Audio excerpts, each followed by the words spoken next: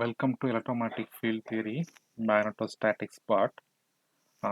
Here in this module, we are going to see Biot-Savart's law, the fundamental law used in magnetostatics, which is on par with Coulomb's law of electrostatics.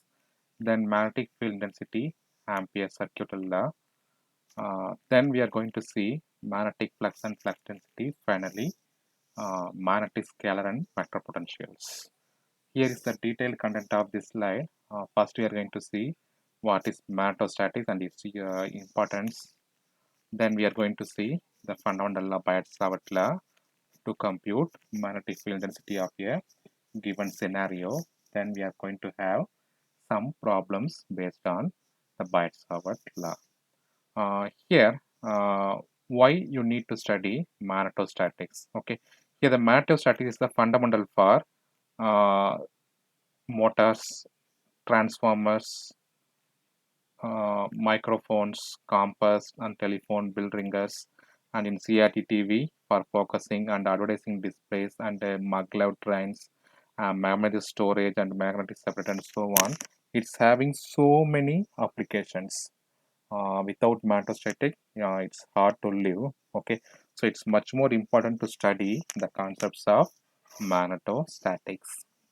First, let's see what is magnetostatics. The definition is the subfield of electromagnetic describing static magnetic field such as the one generated by a steady electric current or a permanent magnet. Okay, so the magnetic field around a current carrying conductor, okay, or a permanent magnet.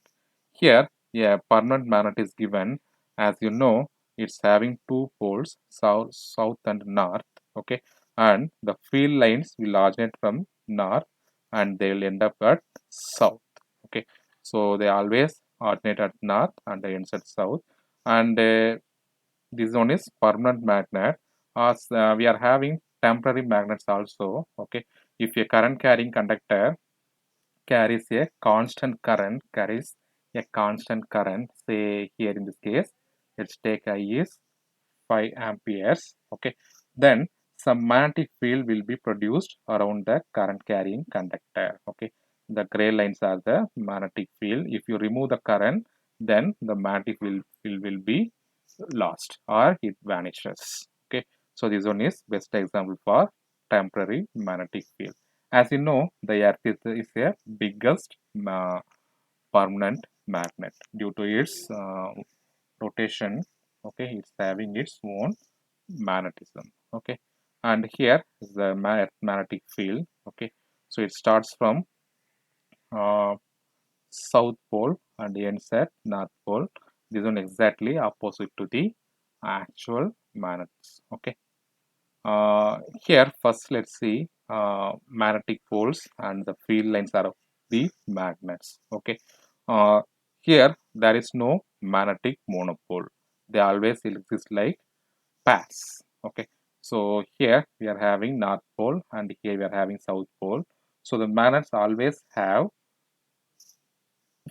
or they will always appear as a pair. So always you have north pole and south pole in a particular magnet. No north pole or no south pole. Okay, separate monopoles are not possible with magnetostatics. But in the case of electrostatics, we are having positive and negative, that is north and south. Okay, in comparison. Okay, so you can have a separate positive charge or separate negative charge. That's not possible in the case of magnetism. Okay, and the field line always originates at north pole and ends at south pole. Okay, so they'll always originates at north and ends at south. Suppose you are placing two magnets by facing north and south each other. Okay, then the field will originate from north and it will end at the south. Okay, and like pole repels and unlike pole attracts. Okay, so if you are placing two north poles together means they will try to repel. Okay, and you will see a field like this. And if you place alike charges, I mean north and south together, the field lines will be like this and it will try to attract each other. Okay, so here is a attraction force. Here we are facing repelling force. Okay. Now let's define a quantity called magnetic field density. Okay, this one is a useful quantity to measure the field lines around a magnet. Okay, so the degree to which a magnetic field can magnetize a material is called as magnetic field intensity. Magnetic field intensity. Okay, the degree to which a magnetic field can magnetize a material is called magnetic field intensity. It's also called as magnetizing force, designated using a vector h, and the unit for the same is amperes per meter. Amperes per meter. As you know that current carrying conductor produces magnetic field. Okay, so the current is amperes and the dimension is meter, means amperes per meter will give the magnetic field intensity. Okay, intensity means in a particular uh, distance or length how much. Okay, so we are using the unit amperes per meter, and you may define the magnetic field density using some other words. Okay, the force experienced by the north pole of 1 Weber placed at a point. Okay, so using force also you can define the magnetic field intensity. At the time the unit will be newtons per Weber. And one more definition is the magnetomotive force per unit length produced by the steady current in a magnetic circuit. The magnetomotive force per unit length produced by the steady current in a magnetic circuit. So if you use this definition, the unit is amperes turns per meter. So we are having three definitions for the magnetic field density: 1, 2, and 3. Okay. Now, after having the brief introduction of magnetic field density, let's go into the fundamental law behind the magnetostatics called as Biot-Savart law. Okay. This one is dual to the Coulomb's law used in the electrostatics. Coulomb's law used in the electrostatics is analogous the dual to the Biot-Savart law. Okay. So here the magnetic field intensity dH vector produced at a point P by the differential current element I, by the differential current element I dl. Okay, so just consider a current carrying element. Okay, so this is a current carrying element, a wire. Okay, and it is carrying a current I. Okay, and let's take a small segment in this wire, a small segment. Okay, it's so small. Okay, a small segment dl. Okay, we are taking a small segment dl. Okay, and let's try to find the field of this segment. Okay, at point P. At point P, let's measure the field density due to the small current element dl. Okay, so the length is dl and the current through is I. Then if the differential current element is I d l. I d l. Okay, now the magnetic field intensity dH vector. Okay, so dH vector is proportional to the product of IDL, IDL, and the sine of the angle between the element and the line joining point P to the element. Okay, so here is the angle alpha. Okay, so if you are having an alpha, then the DH will be proportional with sine alpha. Okay, this is the angle between the current element and the line connects the point P. Okay, and it is inversely proportional to the square of the distance between current element and the point P. The distance is r, then it is inversely proportional to r square, and the direction is normal to the plane of the current carrying conductor. Okay, so that is normal. The direction of this DH vector is normal to the plane. Okay, so here the screen is in the plane which carries the conductor. Then the normal to the field will normal to the plane will be the axis which is originating from the surface. Okay, which is coming out of the screen. Okay, so using that you can define the AR vector. Okay, so using above told statement, let's form the formula dH is proportional to ideal sine alpha by r square. Okay, so if you remove the proportionality, then you will have dH is equal to k ideal sine alpha divided by r square, where k is the proportionality constant, that is equal to 1 by 4 pi. 1 by 4 pi. So the dH becomes ideal sine alpha by 4 pi r square. In terms of vector, dH vector is ideal cross AR vector divided by 4 pi r square. Ideal cross AR vector by 4 pi r square. Okay, so this one is DL cross AR. Okay, so this is cross product of two vectors. Two vectors. And this one is similar to the Coulomb's law of electrostatics. Okay, now in order to find the direction of the dH, we are following the right hand rule. Okay, this one states that if the current carrying conductor is enclosed by right hand, then the uh, then if the thumb is directs the current flows through the conductor, directs the current.